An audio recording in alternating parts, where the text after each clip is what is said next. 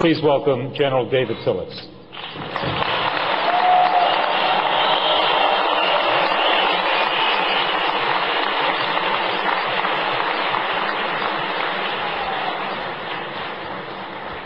You gotta love, send a soldier to go after the congressman, that's always good. Madam Rajavi, distinguished guests, and most importantly, the 3,400 residents of Camp Ashraf, who I suspect are watching right now via satellite link. I'm honored to be here tonight, and what do we all have in common? A belief in freedom, democracy, a belief that when a promise is made, that promise will be kept. We promise to protect the over 3,400 residents of Camp Ashraf when they turned in their arms in 2003. I was there, I witnessed it. I also witnessed the extensive background investigations into each member of the MEK at Camp Ashraf.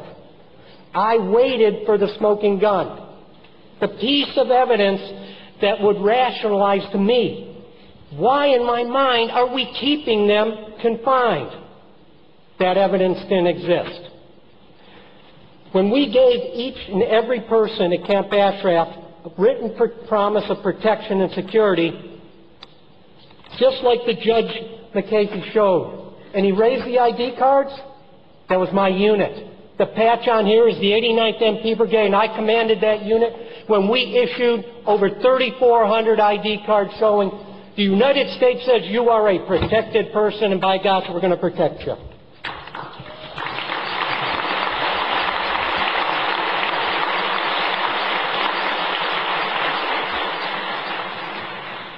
Unfortunately, the two people on these cards were not protected.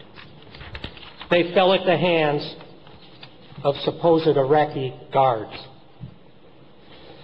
In 2009, we walked away from that commitment and have been living in bliss, pretending the people of Camp Ashraf no longer exist. We walked away and left them to suffer at the hands of undisciplined Iraqi troops operating under the encouragement, if not the outright command of the Iranian regime. Multiple rocket attacks in the past couple weeks. Oh, the Iraqi guards claim they didn't know. Anyone who has been to Camp Ashraf, like many of you, like myself, we know you can't get close enough to that camp because of the flat, limitless terrain which is devoid of all vegetation. All the guards knew that the people of Camp Ashraf were going to be rocketed. The only way they could have missed it is if they were asleep on duty. That never happened under my watch with the American soldiers who served at Camp Ashraf. Not one resident of Camp Ashraf was injured during that time. But now, since we turned our back in 2009, 47 protected people have been killed and over 1,000 wounded. That's not what I call protection. I lived with the people of Camp Ashraf for well over a year. I worked with them for many more years. You people really know them better. My information is firsthand, from personal observation and experience, and is untainted by politics, propaganda, lies. No one writes my speeches. I do. I was a professional Army military policeman for decades, and I dealt with facts. The fact is, the people of Camp Ashraf are not terrorists.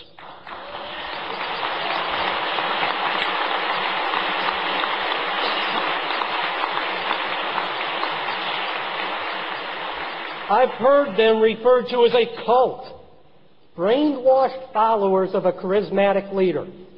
That couldn't be further from the truth. Do you know who the people of Camp Ashraf are? They're doctors, lawyers, artists, writers, musicians. UCLA, Ohio State, Michigan State, Kent State, Florida State. I'm not referring to college football. I'm referring to the alma mater of a significant number of the people at Camp Ashraf. A third of them studied abroad. Another third were imprisoned under the Shah and then Khomeini. They do not come from the unemployed, disgruntled groups of people who have no cause. The people of Camp Ashraf have a cause. In fact, the highest cause. Freedom, democracy, tolerance, equality,